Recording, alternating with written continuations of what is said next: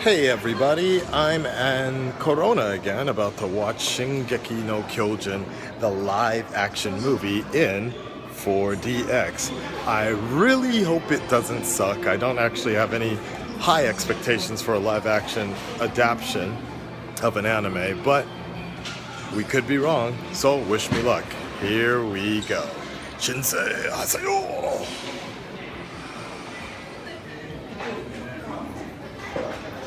Well, guys, I just got finished watching the movie. It was a bit disappointing, to say the least. As expected, though, as expected. You can see kind of the disappointment in people's faces coming out of the movie right now.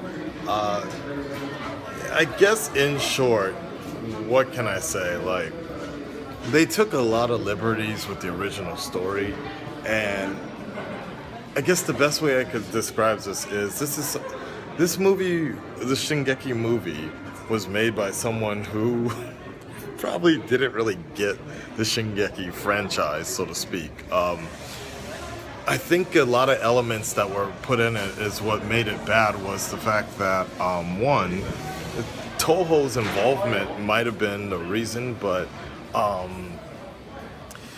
it ended up being more of like a monster movie slash love triangle type shit, which is, as anybody who's read the manga or watched the anime, that's far from what Shingeki is all about.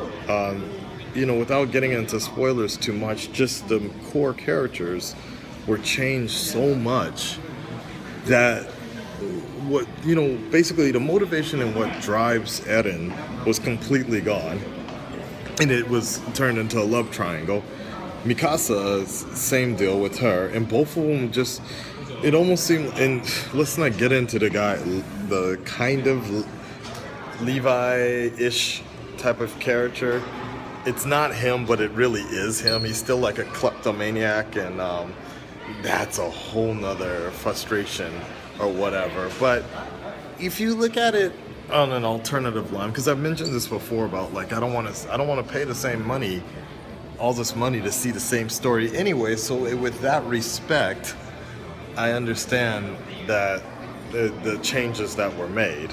So I guess that's basically my warning. I'll probably do a spoiler review a little later, but pretty much, if you're gonna watch this movie, don't expect anything close to the manga, and the music wasn't even close to as good as what was in the anime. And like I said, the music, I think Pacific Rim had better music in terms of like what they like. It really sounded like a monster movie. And I know they were probably crushed for time too, but just they tried to get in certain elements. I was wondering what the hell that was, like a bug.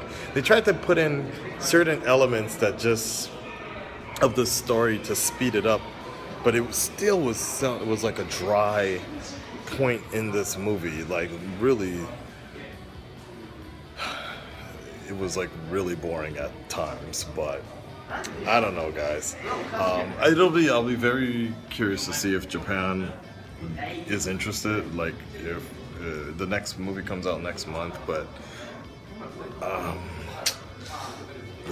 wasn't like some points were really interesting, especially with the 4DX. And then I've never been in a 4DX movie where people just seem generally bored at most points.